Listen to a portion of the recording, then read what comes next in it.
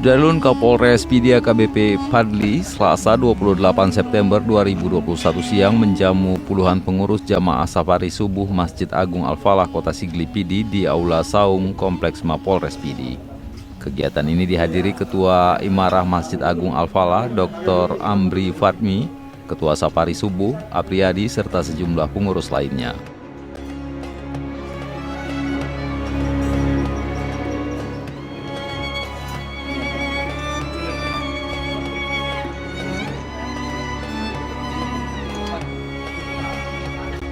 Selama ini jamaah Safari Subuh PD tetap eksis membangun rumah bagi warga miskin di berbagai pelosok kampung di 23 kecamatan di PD.